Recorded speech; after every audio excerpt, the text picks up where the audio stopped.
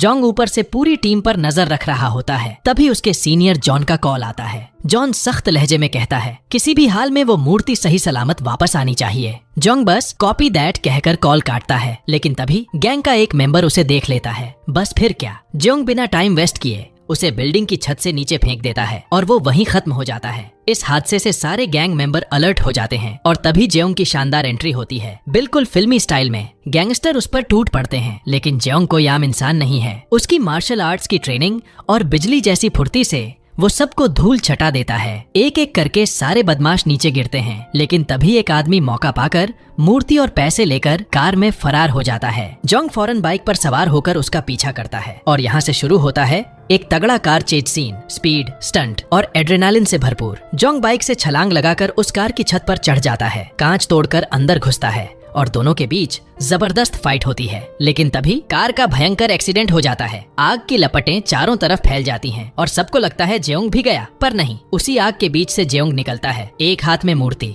दूसरे में वो आदमी। क्या ही सिनेमैटिक मोमेंट है। अब सीन कट होता है NSI ऑफिस पर, जहां जॉन उस मूर्ति को ध्यान से देख रहा होता है, लेकिन मूर्ति का एक हाथ टूटा हुआ था। जेओंग को अचानक याद आता है उसने जब गैंगस्टर को डराने के लिए गोली चलाई थी तो वो रिफ्लेक्ट होकर शायद मूर्ति पर लग गई होगी। जॉन का चेहरा सख्त हो जाता है और वो गुस्से में जेओंग पर बरस पड़ता है। कुछ देर बाद वो दोनों NSI डायरेक्टर के पास जाते हैं, जो उन पर बुरी तरह चिल्लाता है और जॉन को ऑर्डर देता है कि जेओंग को फौरन नौकरी से निकाल दो। जॉन उसे समझाने की कोशिश करता है, सर, जेओंग हमारा बेस्ट एजेंट है, उसे ऐसे नहीं निकाला जा सकता। डायरेक्टर भड़क जाता है और कहता है, अगर इतना ही शानदार है तो एक नामुमकिन मिशन पूरा करके दिखाओ। यहीं से शुरू होती है कहानी का नया ट्विस्ट। डायरेक्टर बताता है एक स्कूल के बारे में, ओरिएंटल कॉन्वेंट। ये स्कूल 50 साल पहले एक आदमी ने शुरू किया था, जिसका नाम था ओरिएंटल। दिखने में शरीफ पर अंदर से बेहद चालाक और बेईमान। उस वक्त का राजा उस पर बहुत भरोसा करता था और जब उसकी तबीयत बिगड़ी तो उसने अरबों रुपए का सोना ओरिएंटल को सौंप दिया ताकि वो उस सोने से गरीबों की मदद कर सके।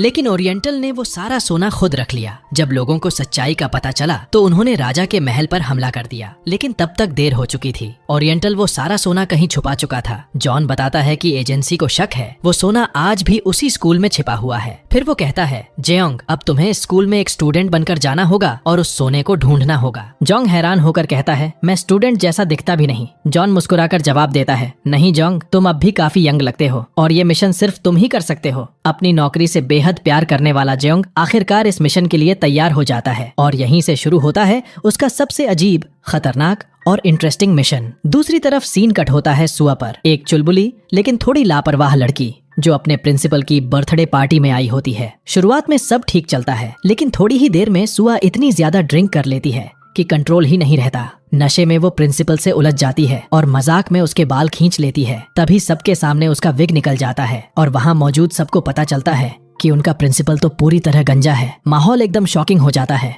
और सुआ टल्ली हालत में वहाँ से निकल जाती है। अब सीन शिफ्ट होता है सुआ की माँ के रेस्टोरेंट पर, जहाँ पहले से जोंग और उसकी टीम बैठकर खाना खा रहे होते हैं। तभी कुछ गुंडे वहाँ आ जाते हैं और सुआ की मॉम से बदतमीजी करने लगते हैं। सुआ बीच में आती है, उन्हें रोकने की कोशिश करती है, लेकिन उल्टा वो लोग उसे ही परेशान करने लगते हैं। और फिर जेओंग का धांसू एंट्री मोमेंट आता है। वो चुपचाप उठता है और पलक झपकते ही उन सबकी धुलाई कर देता है। उसके मूव्स, उसकी ताकत सब देखकर सुआ दंग रह जाती है। उसके चेहरे पर साफ दिखता है कि वो जोंग से पूरी तरह इम्प्रेस हो चुकी है। फाइट खत्म होते ही जोंग बिना कुछ कहे रेस्टोरेंट से बाहर चला जाता है और तभी कहानी फ्लैशबैक में जाती है जोंग के पास्ट में। दरअसल जेओंग एक अनाथ लड़का था। बचपन में स्कूल के बच्चे उसे खूब बुली किया करते थे क्योंकि उसके पास कोई परिवार नहीं था। उसके पिता भी एक NSI एजेंट थे जो एक मिशन पर गए थे और कभी लौटकर नहीं आए। उसके बाद जॉन, जो जेओंग के पिता के साथ काम किया करता था, उसने जेओंग को अडॉप्ट कर लिया और अपने बेटे की तरह पाला। उसी की देखरेख में जेओंग बड़ा हुआ और एक दिन खुद NSI एजेंट बन गया। अब अगले दिन जेओंग के नए मिशन की तैयारी शुरू होती है। टीम उसके लिए फेक आइडेंटिटी, रिपोर्ट कार्ड और स्कूल एडमिशन की पूरी फाइल तैयार करती है। जेओंग के लिए ये सब बेहद अजीब था क्योंकि वो अपनी स्कूल लाइफ से नफरत करता था, लेकिन मिशन ड्यूटी है तो मना कैसे करता। इसलिए अगले ही दिन वो स्कूल पहुंचता है और वहीं पहले दिन ही उसकी मुलाकात होती है सुआ से। सुआ उसे पहचान लेती है और तुरंत डांटना शुरू करती है, इतनी कम उम्र में शराब पीते हो, शर्म नहीं आती तुम्हें? तुम्हारे पेरेंट्स तुम्हें रोकते नहीं? जोंग बस मुस्कुराता है, माफी मांगता है और अपनी क्लास की तरफ चला जाता है। जैसे ही वो क्लास में एंटर करता है सबकी नजरें उसी पर टिक जाती हैं। लड़कियां उसकी पर्सनल पर्सनैलिटी देखकर दंग रह जाती हैं और सब उससे बात करने की कोशिश करती हैं, लेकिन जेयोंग किसी को ज्यादा तवज्जो नहीं देता। तभी हमें पता चलता है कि जॉन की बेटी येना भी उसी क्लास में पढ़ती है। क्लास के बाद येना जेयोंग को छत पर बुलाती है और कहती है, प्लीज मेरी शिकायत डैड से मत करना। जेयोंग मुस्कुराकर वादा करता है और वापस अपनी क्लास में लौट जाता है। स्कूल की छुट्टी होते ही जेयोंग बाहर निकलता है और तभी उसकी नजर एक पुरानी बंद बिल्डिंग पर पड़ती है, जिसके बाहर बड़ा सा बोर्ड लगा होता है, यहाँ आना मना है। जेयोंग को कुछ अजीब महसूस होता है और वो उस बिल्डिंग के पास जाता है। दरवाजा पर ताला लगा होता है, लेकिन तभी उसकी नजर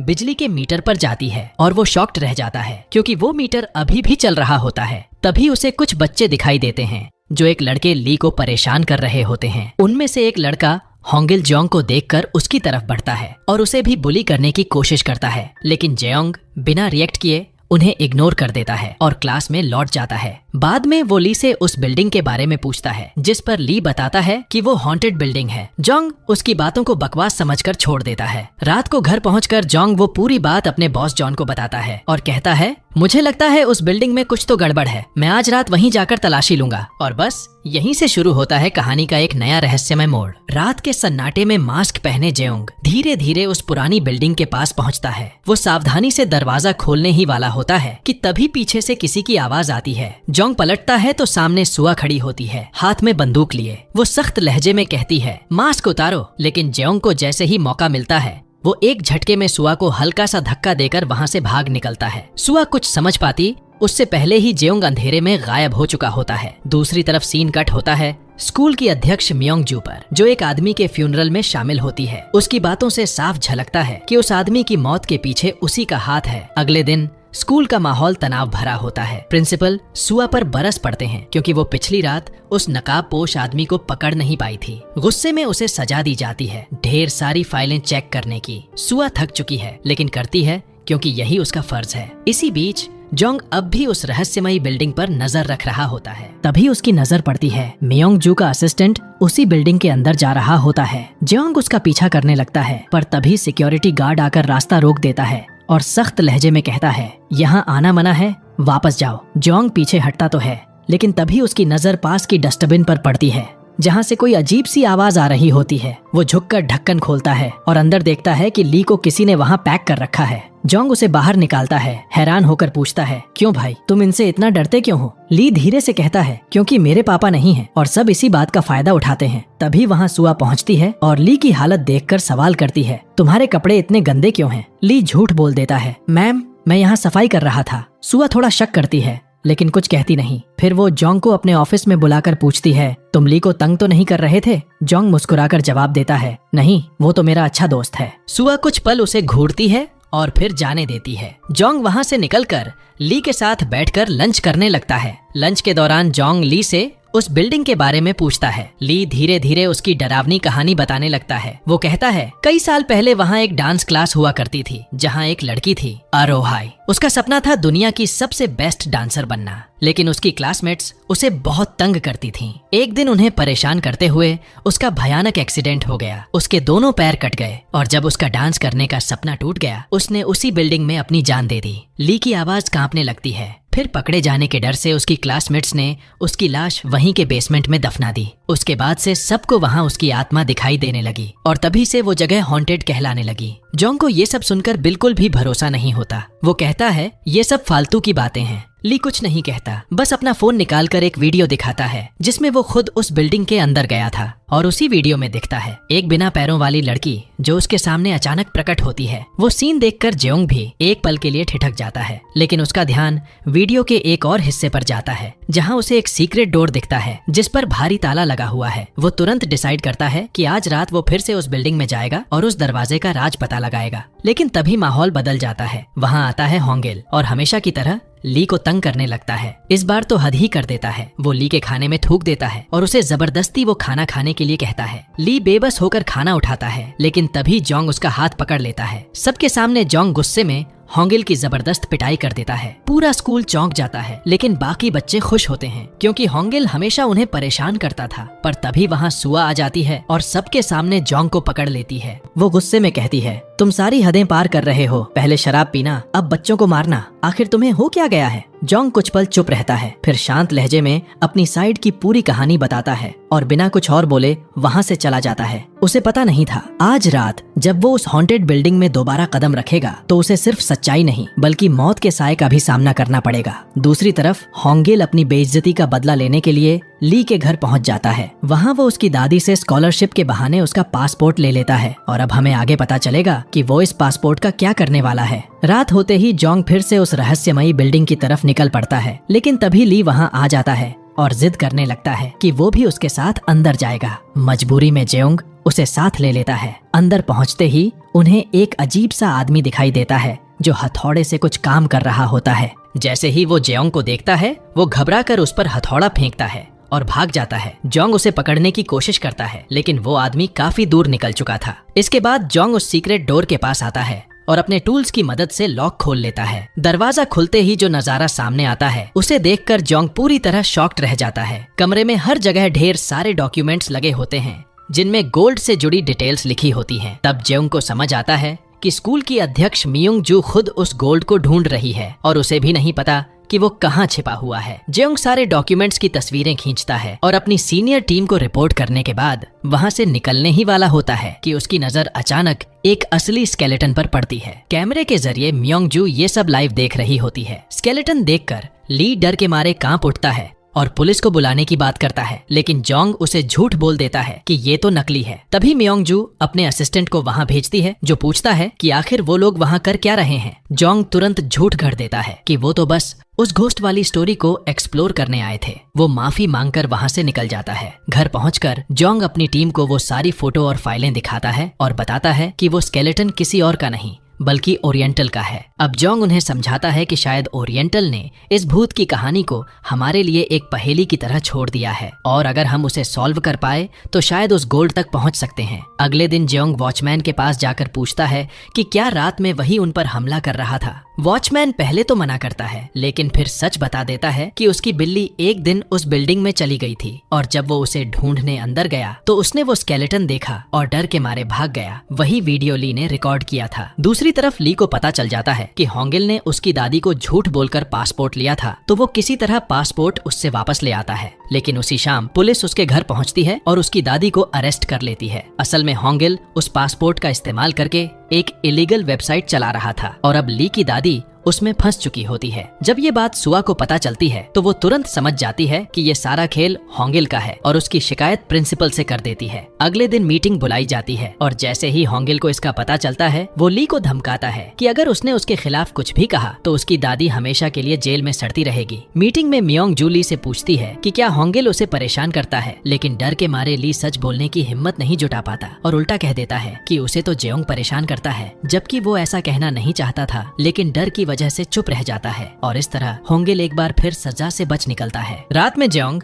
ली से मिलता है और सीधे पूछता है क्या होंगिल ने तुम्हें झूठ बोलने के लिए मजबूर किया था, जिस पर ली उदास होकर कहता है हाँ, उसने मुझे जान से मारने की धमकी दी थी। मैं तो एक लूजर हूँ जोंग, मुझे अपनी दादी की फिक्र थी इसलिए मुझे झूठ बोलना पड़ा। अगली ही सुबह स्कूल में जेओंग पर बच्चों को बुली और मारपीट करने के आरोप लगते हैं और उसे सस्पेंड करने का ऑर्डर निकल जाता है। अपनी सफाई पेश करने के लिए उसे मीटिंग में बुलाया जाता है, लेकिन जेओंग के पास अब एक ही रास्ता बचता है, अपनी टीम की मदद लेना। टीम की मदद से वो उस लोकेशन को ट्रैक कर लेता है जहां से होंगिल और उसका दोस्त वो इलीगल वेबसाइट चला रहे होते हैं। जोंग वहां पहुंचकर उन्हें रोकता है और कहता है अब बस बहुत हुआ, मेरे साथ चलो। लेकिन होंगिल का दोस्त उसे बच्चा समझकर मजाक उड़ाने लगता है और अपने आदमियों को उसे पकड़ने का ऑर्डर देता है। पर जोंग कोई आम लड़का नहीं था, वो एक ट्रेन्ड फाइटर था। वो एक ही पंच में वहाँ के सबसे ताकतवर आदमी को गिरा देता है। उसकी ताकत देखकर सबके चेहरे उतर जाते हैं और वहाँ मौजूद सारे गुंडे जान बचाकर भाग जाते हैं। होंगिल का दोस्त भी डर के मारे कांप उठता है। जोंग उसे बेहोश करके अपने साथ स्कूल ले आता है और मीटिंग में सबके सामने पेश करता है। फिर वो पूरी सच्चाई खोल देता है कि कैसे होंगिल ने ली को ब्लैकमेल किया, उसकी दादी को फंसाया और खुद उस इलीगल वेबसाइट के पीछे था। मियोंग जू सब सुनकर ली से पूछती है क्या जोंग सच बोल रहा है। इस बार ली डरता नहीं, आंखों में आंसू लिए वो कहता है हाँ, जोंग सच बोल रहा है, मुझे हमेशा होंगिल ही परेशान करता था। ये सुनकर मियोंग जू तुरंत डिसाइड करती है कि होंगिल को स्कूल से सस्पेंड किया जाएगा। अब कहानी एक नए मोड़ पर आती है। अगले दिन जोंग दूसरी हॉन्टेड स्टोरी के बारे में पता लगाने की कोशिश करता है और ली से पूछता है। ली बताता है 3 साल पहले यहाँ एक क्लास में 2 टॉपर लड़कियां थीं। दोनों एक दूसरे से बेहद जलती थीं। मैंने एग्जाम में टॉप करने की दीवानगी में एक लड़की ने दूसरी को छत से धक्का दे दिया और तभी से उस लड़की की आत्मा क्लास की घड़ी में कैद हो गई। इस बीच ली की मदद करते करते जोंग और सुआ काफी क्लोज आ जाते हैं और सुआ को उसके लिए फीलिंग्स आने लगती है। दूसरी तरफ जोंग उस घड़ी के पास पहुंचता है और उसे बिल्डिंग से मिली चाबी से खोलने की कोशिश करता है, लेकिन ताला नहीं खुलता। तभी वहाँ येना आती है और कहती है हमारे स्कूल में ऐसी 2 घड़ियां हैं, एक ये और दूसरी काउंसिल रूम में। जोंग को समझ आ जाता है कि ये चाबी उसी दूसरी घड़ी की है। वो काउंसिल रूम जाने की कोशिश करता है, लेकिन वहाँ हेला उसे रोक लेती है और कहती है इस कमरे में सिर्फ काउंसिल मेंबर्स ही जा सकते हैं। अगर अंदर जाना है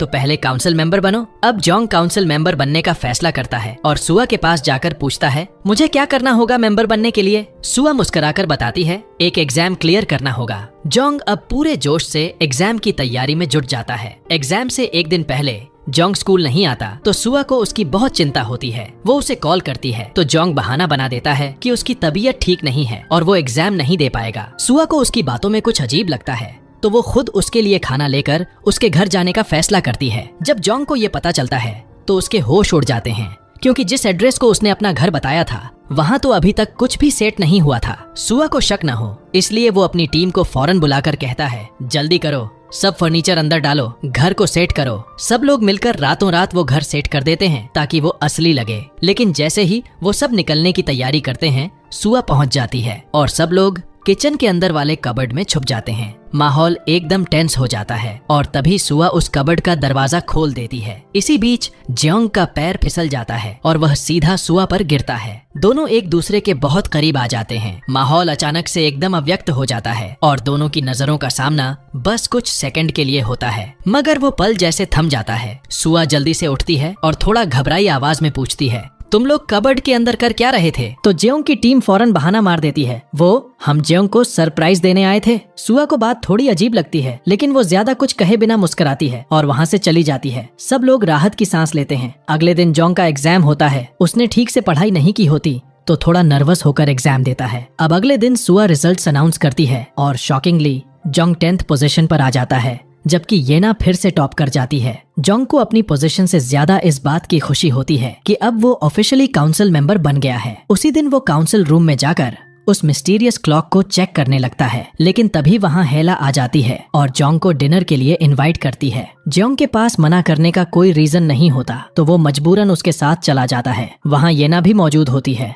और डिनर के दौरान हेला की बातों से साफ झलकता है कि वो मन ही मन जेओंग को पसंद करने लगी है। डिनर के बाद हेला घर जाती है, जहां उसकी माँ मियोंग जू उसका इंतजार कर रही होती है। जैसे ही मियोंग जू को पता चलता है कि हेला 2nd पोजीशन पर आई है, वो गुस्से से भर उठती है और कहती है मुझे बहाने नहीं चाहिए, अगले एग्जाम में सिर्फ फर्स्ट चाहिए। वो चाहती है कि उसकी बेटी हर चीज में परफेक्ट बने। इसके बाद मियोंग जू एक बुजुर्ग राइटर से मिलने जाती है जो कभी ओरिएंटल के साथ काम कर चुका होता है। वो उसे कहती है मुझे ओरिएंटल के सारे सीक्रेट्स बताओ, मगर वो राइटर साफ मना कर देता है। मियोंग जू का गुस्सा 7वें आसमान पर पहुंच जाता है और वो अपने असिस्टेंट को आदेश देती है कि इस आदमी के बारे में जितनी भी जानकारी मिल सके सब निकालो। दूसरी तरफ जोंग फिर से उस क्लॉक रूम में जाता है और वहाँ उसे एक लेटर मिलता है। मुझे तुम्हारे बारे में सब पता है एजेंट। ये पढ़ते ही जेओंग के हाथ कांपने लगते हैं। कोई उसकी असली पहचान जान चुका था। अगले ही दिन वो जॉन के साथ डायरेक्टर के पास जाकर सारी बात बताता है, लेकिन डायरेक्टर गुस्से में फट पड़ता है। तुम्हें मिशन की अहमियत का जरा भी एहसास नहीं है,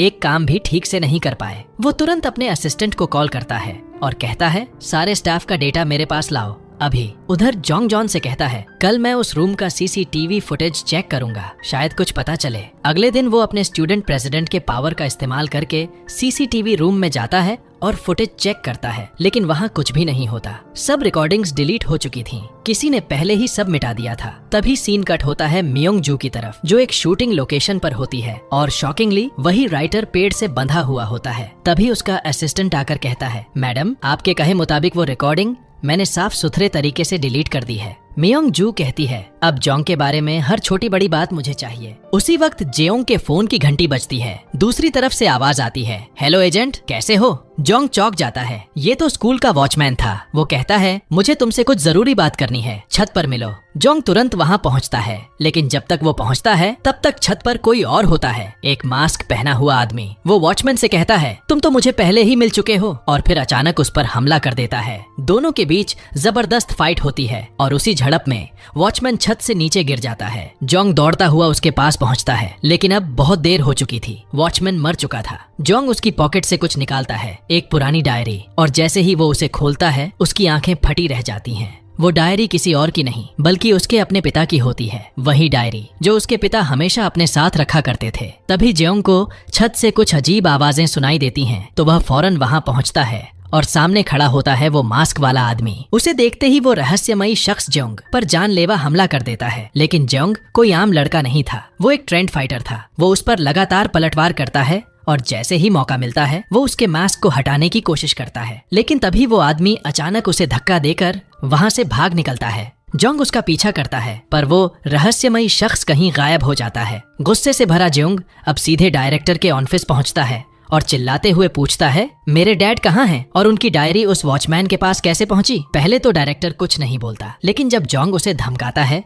तो वो पूरी सच्चाई उगल देता है। दरअसल जोंग के डैड भी इसी मिशन पर भेजे गए थे और तब से वो लापता हैं। डायरेक्टर कहता है कि मुझे नहीं पता कि वो जिंदा हैं या नहीं। यह सुनकर जोंग का गुस्सा फट पड़ता है और वो डायरेक्टर को मारने ही वाला होता है कि तभी वहाँ जॉन आ जाता है और उसे रोक लेता है। जॉन उसे शांत करते हुए कहता है, ऐसा करने से तुम्हारे पिता वापस नहीं आएंगे। अगर सच में उन्हें ढूंढना है तो तुम्हें मिशन पूरा करना होगा। ये सुनकर जोंग की आंखों में आंसू आ जाते हैं। वो इमोशनल हो जाता है और अपने पिता की याद में खो जाता है। तभी जॉन अपनी जेब से एक पुरानी फोटो निकालता है जिसमें वो और जेयोंग के डैड साथ में होते हैं। वो फोटो देखकर जेयोंग चुपचाप वहाँ से चला जाता है। अगले दिन पूरे स्कूल में सनसनी मच जाती है, क्योंकि वॉचमैन की मौत से सभी डर के साये में आ जाते हैं। सबको लगता है कि ये काम उसी गोस्ट वाली चुड़ैल का है। जोंग अब अपने डैड की डायरी लेकर उस रहस्यमयी घड़ी के पास जाता है। डायरी में उसके पिता ने कुछ क्लूज लिखे होते हैं। जैसे ही वो उन क्लूज को फॉलो करता है, घड़ी से एक म्यूजिक साउंड निकलती है जिसे जोंग रिकॉर्ड कर लेता है। तभी वहाँ सुआ आ जाती है और पूछती है, क्या तुम्हें वॉचमैन की मौत के बारे में पता है?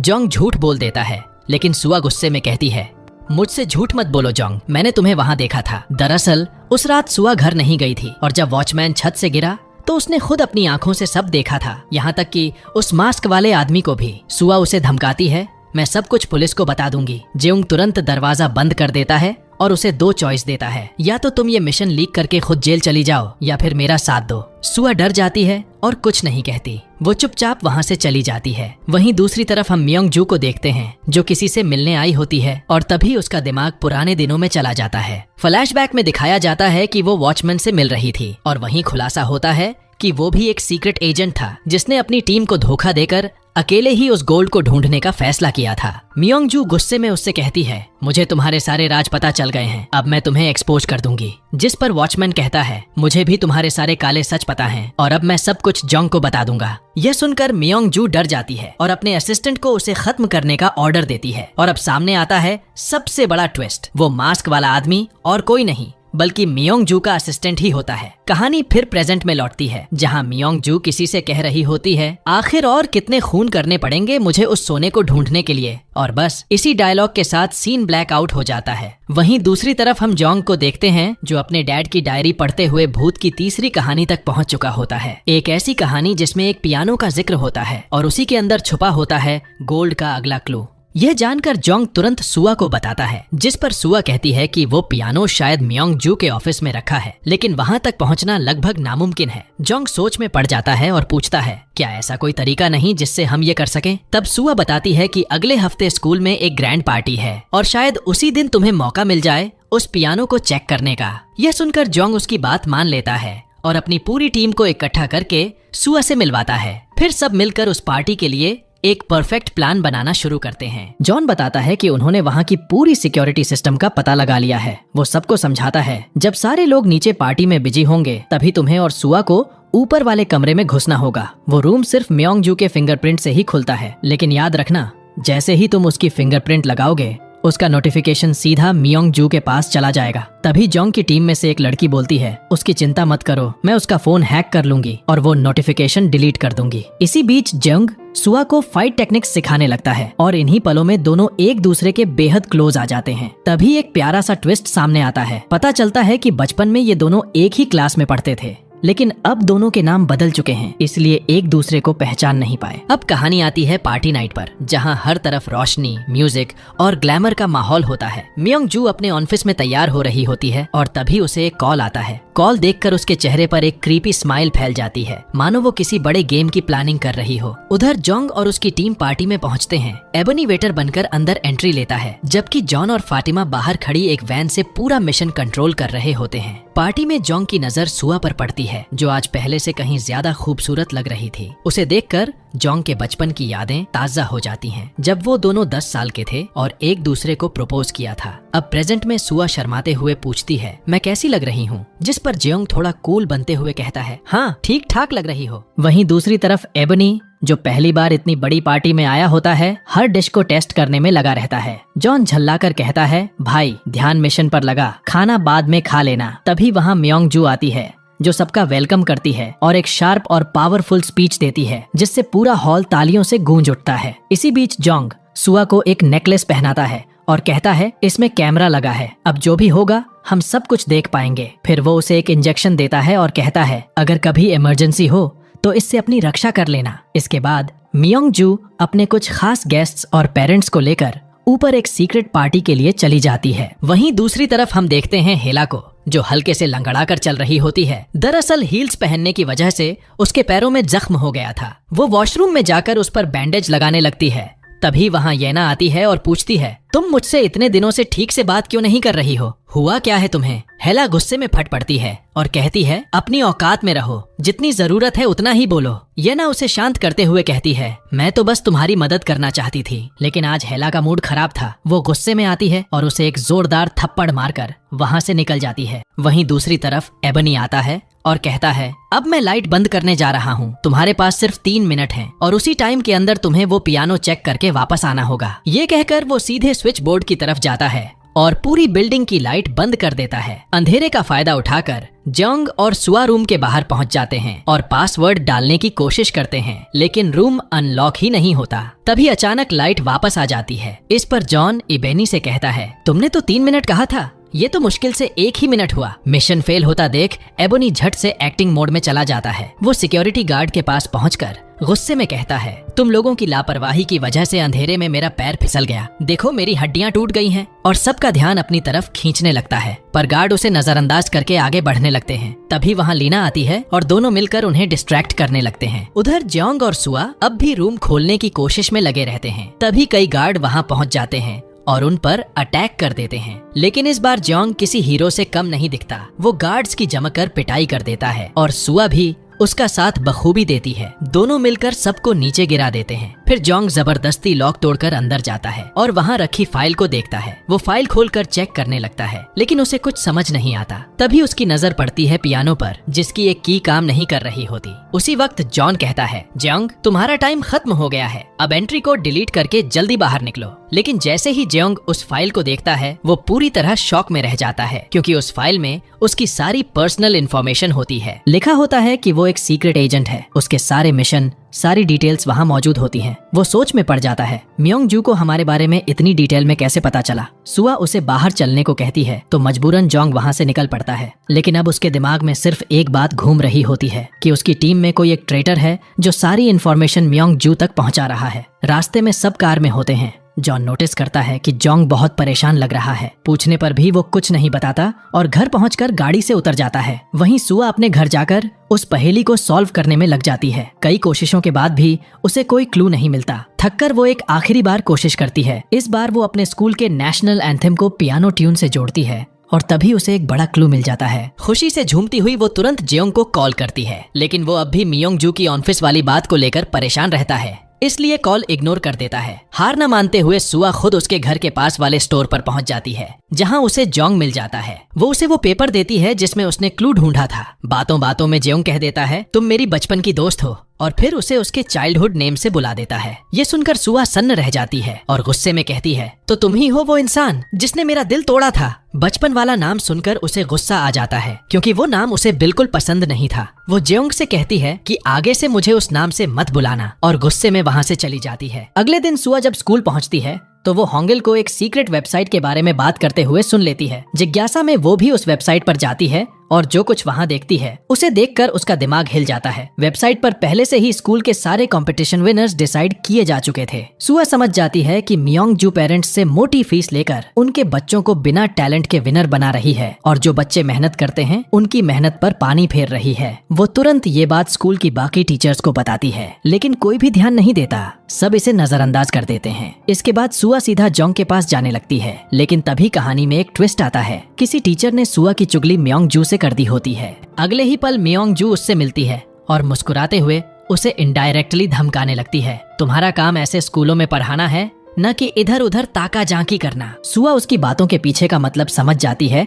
और बिना कुछ बोले वहाँ से निकल जाती है। इसके बाद वह जोंग के पास पहुँचती है और कहती है, मुझे तुम्हारी मदद चाहिए, मैं मियोंग जू को एक्सपोज करना चाहती हूँ। वो बच्चों के भविष्य के साथ खेल रही है, लेकिन जोंग बिल्कुल ठंडे अंदाज में जवाब देता है, मुझे अपना मिशन पूरा करना है, तुम इसे खुद ही हैंडल कर लो। ये सुनकर सुआ टूट जाती है पर हार नहीं मानती। वो खुद ही स्कूल से सारे सबूत इकट्ठा करने लगती है। उधर दूसरी तरफ जेयोंग मियोंग जू की कार में ट्रैकर फिट कर देता है। फिर वो लाइब्रेरी में येना से मिलने जाता है जो आने वाले स्कूल कंपटीशन के लिए दिन रात मेहनत कर रही होती है। उसे देखकर जेयोंग को अफसोस होता है क्योंकि उसे पता था कि इन कंपटीशंस के विनर्स तो पहले से ही डिसाइड किए जाते हैं। उसे येना के लिए बुरा लगता है कि उसकी सारी मेहनत बेकार चली जाएगी। घर आकर वो ट्रैकर के जरिए मियोंग जू की कार की लोकेशन चेक करता है और पता चलता है कि वो होंगिल के पिता से मिलने गई है। दोनों की बातचीत में साफ सुनाई देता है, सुआ को उस वेबसाइट का पता चल गया है, इसलिए हमने उसे ब्लॉक कर दिया है। अब कोई भी उसे एक्सेस नहीं कर सकता। और वहीं से जोंग को एक और बड़ा राज पता चलता है। मियोंग जू का असली सपना इस दुनिया की सबसे बड़ी स्कूल ऑर्गेनाइजेशन बनाना है। इसके लिए उसे ढेर सारा पैसा चाहिए और इसी वजह से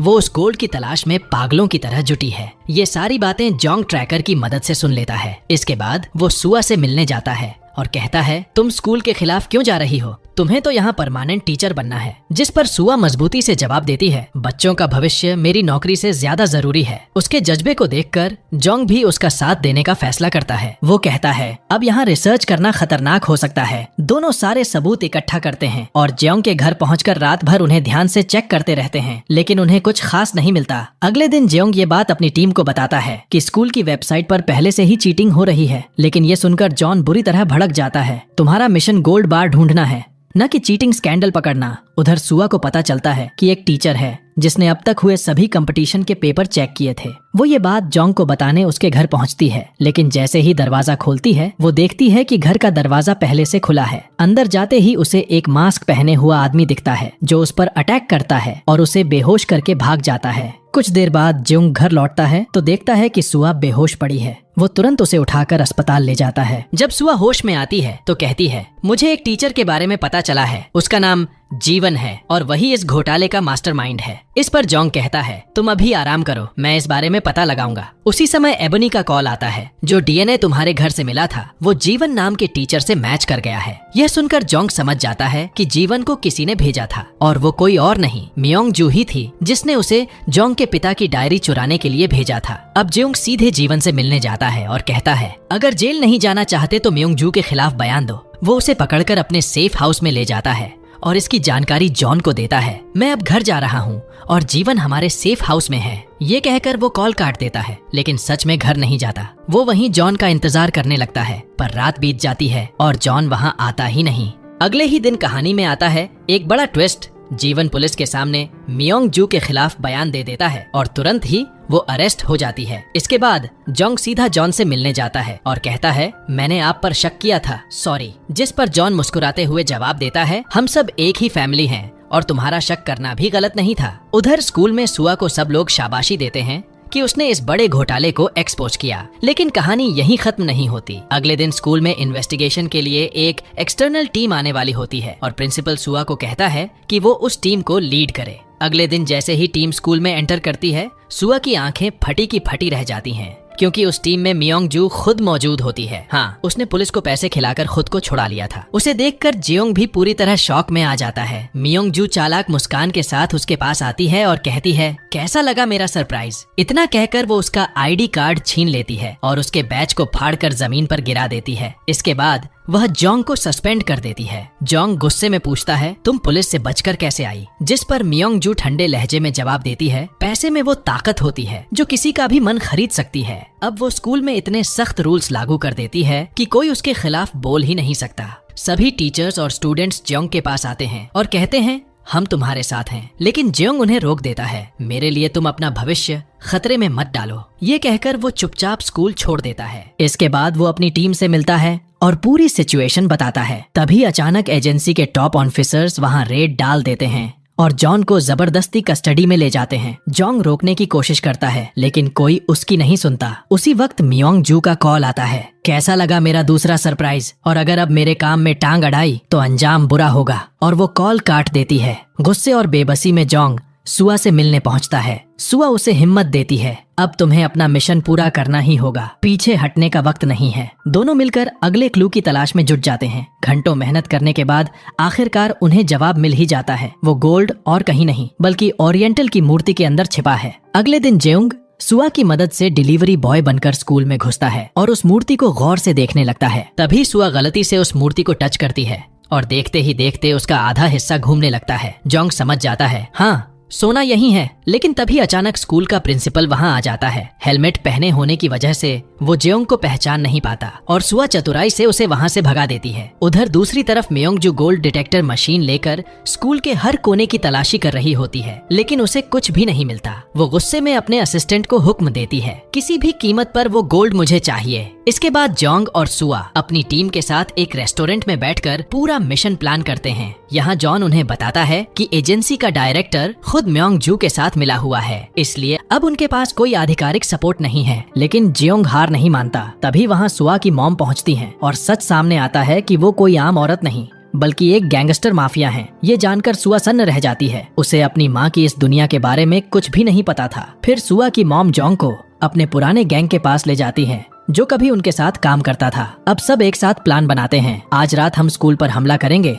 और वो गोल्ड किसी भी कीमत पर ढूंढ निकालेंगे। रात होते ही पूरा ग्रुप हथियारों और टेक गैजेट्स से लैस होकर स्कूल के अंदर घुस जाता है और वहाँ कब्जा जमा लेता है। वहीं दूसरी तरफ अब मियोंग जू को भी सारी बातों का पता चल जाता है और वो गुस्से में तमतमाई हुई स्कूल पहुँच जाती है। लेकिन जैसे ही वो अंदर आती है, जेयोंग सीधा उसके सामने खड़ा हो जाता है और सख्त लहजे में कहता है, ये एजेंसी की ऑफिशियल कार्रवाई है और अगर तुम बीच में आई तो मैं तुम्हें सीधा जेल में डाल दूंगा। यह सुनकर मियोंग जू आग बबूला हो जाती है और तुरंत डायरेक्टर को कॉल लगाती है, पर फोन उठाती है फैटिमा, जो ठंडे स्वर में बोल देती है, सॉरी डायरेक्टर बिजी हैं। यह सुनकर मियोंग जू का गुस्सा और बढ़ जाता है। उधर जोंग उस मूर्ति के पास जाता है और उसे घुमाता है। तभी नीचे एक सीक्रेट बेसमेंट का रास्ता खुल जाता है। वो नीचे उतरता है पर बेसमेंट पूरी तरह खाली होता है। तभी उसकी नजर एक पुराने स्केलेटन पर पड़ती है और उसी पल उसका दिल टूट जाता है। वो फूट फूट कर रोने लगता है क्योंकि उस स्केलेटन के हाथ में वही घड़ी होती है जो जोंग ने बचपन में अपने डैड को गिफ्ट की थी। ये सीन पूरा माहौल भावनाओं से भर देता है। कहानी अब प्रेजेंट में लौटती है जहां मियोंग जू अपने गुंडों की पूरी फौज के साथ स्कूल पहुंचती है। वो जॉन से कहती है,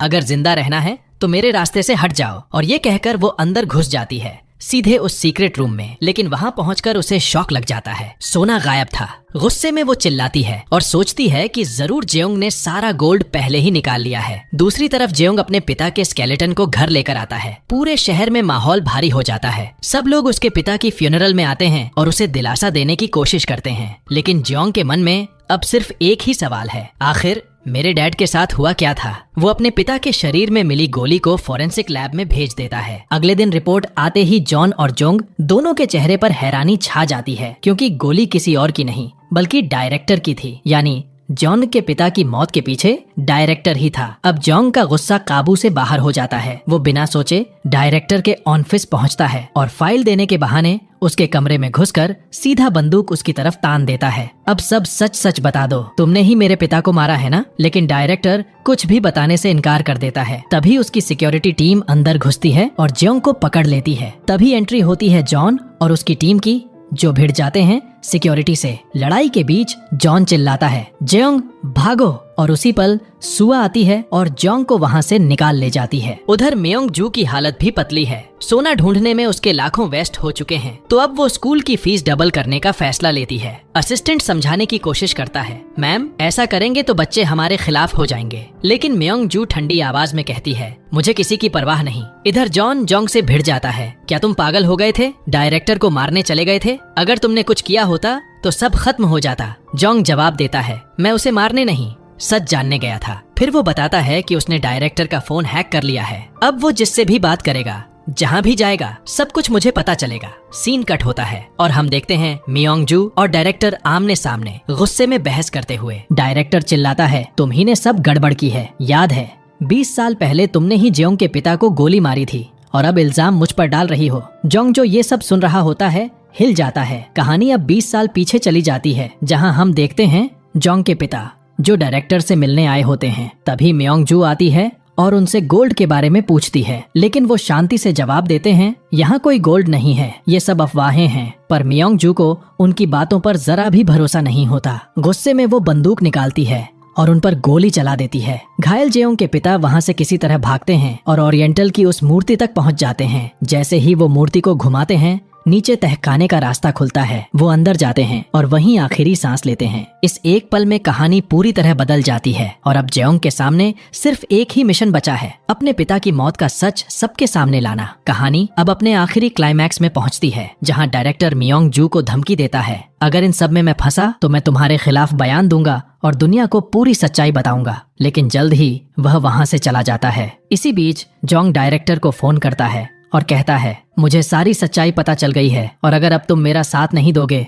तो तुम भी मियोंग जू के साथ जेल जाओगे। यह सुनकर डायरेक्टर समझ जाता है कि अब मियोंग जू के साथ रहना खतरे में है, तो वह जोंग का साथ देने का फैसला करता है और उसे एक सुनसान जगह पर मिलने बुलाता है। लेकिन जैसे ही जेओंग वहां पहुंचता और कार का दरवाजा खोलता है, उसे पता चलता है कि डायरेक्टर पहले ही मर चुका है और उससे पहले कि वह कुछ कर पाता, कोई पीछे से उसे डंडा मारकर बेहोश कर देता है। अगले दिन जब जेओंग की आंख खुलती है तो वह खुद को कार में पाता है। उसके हाथों पर खून लगा होता है। तभी पुलिस आती है और उसे डायरेक्टर के मर्डर में अरेस्ट कर लेती है। पुलिस स्टेशन में मियोंग जू आती है और उसे सोने के बारे में पूछती है। जोंग जवाब देता है, वहाँ कोई सोना नहीं था, यह सब सिर्फ अफवाह थी। पर मियोंग जू को उस पर भरोसा नहीं होता और धमकी देती है, अगर मुझे कल तक सोना नहीं मिला तो तुम जिस जिससे प्यार करते हो मैं उन सभी को जान से मार डालूंगी। पुलिस उसे कोर्ट ले जाने लगती है, लेकिन जोंग मौके का फायदा उठाकर वहाँ से भाग निकलता है। घायल होने के बावजूद वह सुआ को बुलाता है और दोनों उसके घर चले जाते हैं। अगले दिन जोंग अपने घर पहुँचता है और एक पेन ड्राइव ढूंढता है जिसमें उसने अब तक मियोंग जू के खिलाफ सभी सबूत जमा किए थे। साथ ही रिकॉर्डिंग भी थी जिसमें मियोंग जू और उसका असिस्टेंट डायरेक्टर को मारने की साजिश रच रहे थे। Jong pen drive police commissioner को दिखाता है और कहता है, अगर तुम अब मेरा साथ नहीं दोगे तो तुम भी मियोंग जू के साथ जेल जाओगे। मजबूरन कमिश्नर को उनका साथ देना पड़ता है और मियोंग जू के खिलाफ अरेस्ट वारंट जारी हो जाता है। जोंग स्कूल पहुंचता है और मियोंग जू को अरेस्ट करने जाता है। मियोंग जू अब पूरी तरह फंस चुकी होती है, लेकिन वह अपने आप को और स्कूल को नष्ट करने का फैसला करती है। हॉल में स्टूडेंट्स को इकट्ठा करके गैसोलीन डाल देती है और लाइटर पकड़कर धमकी देने लगती है। तभी उसकी बेटी हेला आती है और कहती है कि यह सब बंद करो। मियोंग जू कहती है, तुम यहाँ से चली जाओ, मेरे पास और कोई रास्ता नहीं है, मैं तुम्हें नहीं मारना चाहती। उसी समय जोंग पहुँच जाता है, उसका ध्यान भटकाकर लाइटर छीन लेता है और उसे अरेस्ट कर देता है। फिर वह मियोंग जू के असिस्टेंट को मैनिपुलेट करवाकर उससे मियोंग जू के खिलाफ गवाही दिलवाता है, जिससे उसे उम्र कैद की सजा मिलती है। इसके बाद जेओंग घर जाकर अपने डैड की यादों में खो जाता है। उसे फ्लोर पर एक तारा बना टाइल्स दिखाई देता है। जब वह टाइल हटा देता है तो उसमें वह सोना मिल जाता है। जेओंग खुशी से चिल्लाता है, डैड आप सच में ग्रेट थे। फिर वह जॉन को यह सब बताता है और सभी का उत्साह बढ़ जाता है। इस मिशन को पूरा करने के बाद सभी का प्रमोशन हो जाता है। कहानी 5 साल आगे बढ़ती है। जोंग ने सुआ से शादी कर ली है। फातिमा और एबोनी भी एक दूसरे को डेट करने लगते हैं। जॉन अब डायरेक्टर बन गया है, वहीं हेला अपने पैशन को फॉलो करती है। जॉन बच्चों को एजेंसी की क्लास देने लगता है और इसी के साथ यह कहानी अपने हैप्पी एंडिंग पर खत्म होती है।